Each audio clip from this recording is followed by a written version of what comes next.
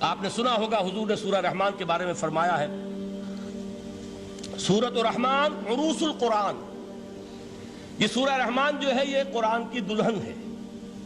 جیسے دلہن کو آپ خوشنما لباس پہناتے ہیں، آراستہ پیراستہ اس کو گہنے اور اس کو زیور پہناتے ہیں، تو جس طریقے سے سجاتے ہیں آپ دلہن کو، اللہ تعالیٰ نے ایک سورت قرآن مجید میں یہ ایسی رکھی ہے سورہ رحمان کہ اسے خوب سجایا ہے۔ اس میں الفاظ کا در و بست، اس کا اپنا ایک ڈیوائن میوزک ہے۔ وہ تو اللہ تعالیٰ قراء جو ہے خاص طور پر مصر کے قراء، اللہ تعالیٰ ان پر رحمت نازل فرمائے، ان کی خطاؤں سے درگزر کرے۔ جس طرح قرآن کے انٹرنسک میوزک کو انہوں نے واضح کیا ہے۔ واقعہ یہ ہے کہ اگر یہ لوگ نہ ہوتے، شیخ عبد الباسط محمد عبد الصمد، شیخ محمود خلیل الحصری، یہ لوگ کہ جنہوں نے قرآن کے اس غنا میوزک، یہ لفظ جو ہے آپ حیران نہ ہو کہ میں یہ کوئی شاید توہین کر رہا ہوں قرآن کی، حضور نے یہ لفظ استعمال کیا ہے، تغنو، اس قرآن کو اچھی سے اچھی خوشلحانی کے ساتھ پڑھو۔ من لم یتغن بالقرآن فلیس منا، جو قرآن کو بہتر سے بہتر انداز میں، اچھی سے اچھی آواز میں، خوشلحانی کے ساتھ پڑھنے کی کوشش نہیں کرتا، وہ ہم میں سے نہیں ہے۔ بلکہ ایک مرتبہ حضور رات کے وقت آپ گشت پر تھے اپنے ساتھیوں کے حالات معلوم کرنے کے لیے۔ حضرت ابو موسیٰ اشعری رضی اللہ تعالیٰ عنہ ایک صحابی ہیں، ان کے گھر کے پاس سے گزر ہوا، وہ رات کو تہجد پڑھ رہے تھے، کھڑے ہوئے کیف کے عالم میں قرآن تلاوت کر رہے ہیں۔ حضور کو بہت پسند آئی ان کی قرات، کافی دیر تک وہاں کھڑے سنتے رہے۔ اب انہیں کیا پتا کون سن رہا ہے۔ بالکل اسی طرح سمجھ لیجئے، ایک بات یاد آئی ہے، حضور فرماتے ہیں کہ جس طرح کان لگا کر اللہ قرآن کو سنتا ہے، کسی چیز کو نہیں سنتا۔ ہمیں نظر نہیں آتا نا، ہمیں معلوم نہیں ہے، ہم قرآن پڑھ رہے ہیں تو سننے والا کون ہے؟ سب سے زیادہ کان لگا کر خود اللہ۔ یہاں اس لیے مجھے یاد آیا کہ ابو موسیٰ اشعری کو کیا پتا تھا کہ کون سن رہا ہے۔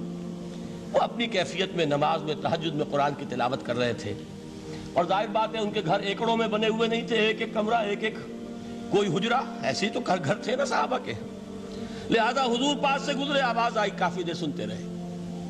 اس کے بعد آپ تشریف لے گئے، صبح فجر میں ملاقات ہوئی تو حضور نے تحسین کے انداز میں فرمایا، یا ابا موسیٰ انک قد اوتیت مزمارا من مزامیر آل داؤد، اے ابو موسیٰ تمہیں تو آل داؤد کے سازوں میں سے ایک ساز اللہ نے عطا فرما دیا ہے۔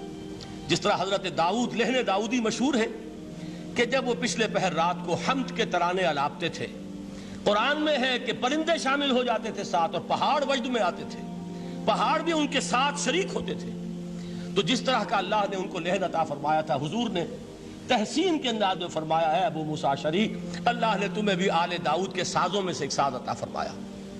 بہرحال قرآن مجید کا جو یہ میوزک ہے، قرآن کے الفاظ کا جو حسن ہے، جہاں تک حسن معنوی ہے وہ تو ہر لفظ میں ہے، لیکن یہ حسن ظاہری، حسن صوتی، حسن لفظی، یہ اپنے کلائمیکس پر آپ کو نظر آئے گا سورہ رحمان میں۔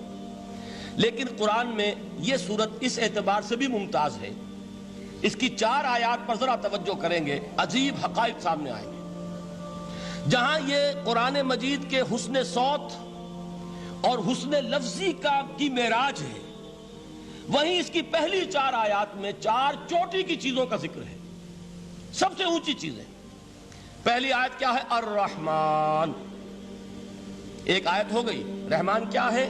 اللہ کا نام ہے۔ کبھی آپ نے غور کیا اللہ کے ناموں میں سب سے پیارا نام کون سا ہوگا؟ رحمان۔ کیوں؟ اس کا مادہ کیا ہے؟ رحمت۔ ہمیں سب سے بڑھ کر جس چیز کی ضرورت ہے وہ کیا ہے؟ رحمت خداوندی۔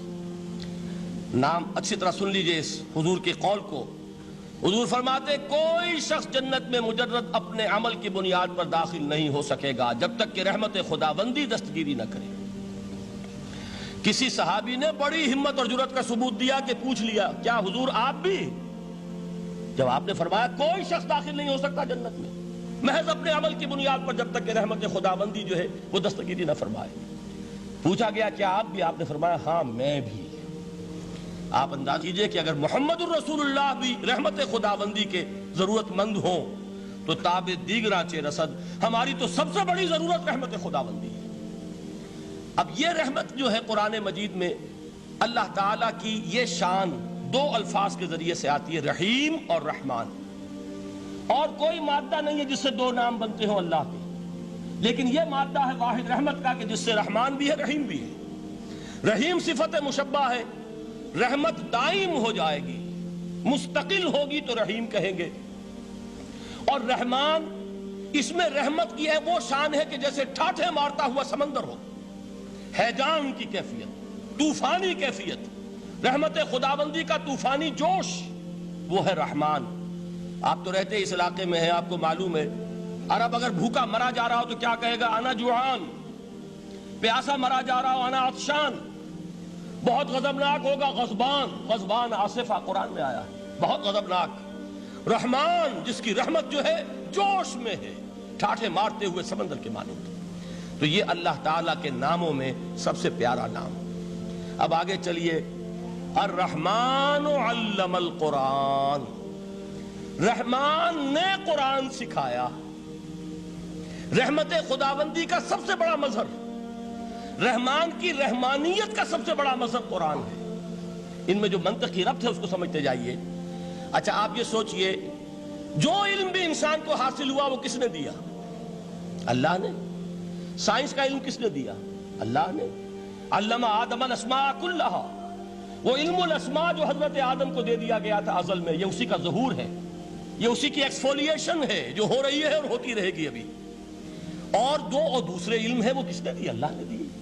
لا یحیطون بشیء من علمہ الا بما شاء، مخلوق میں سے کوئی اللہ کے علم میں سے کسی شے کا احاطہ نہیں کر سکتا مگر وہ جتنا اللہ دینا چاہے۔ لیکن یہ کہ تمام علوم میں چوٹی کا علم قرآن۔ نوٹ کرتے جائیے، اب چوٹی کی چیزیں جمع کیجیے۔ اللہ کے ناموں میں چوٹی کا نام رحمان، اللہ نے جو کچھ انسان کو سکھایا اس میں چوٹی کا علم قرآن۔ خلق الانسان، انسان کو پیدا فرمایا۔ سوال یہ کہ حیوانات کو کس نے پیدا فرمایا؟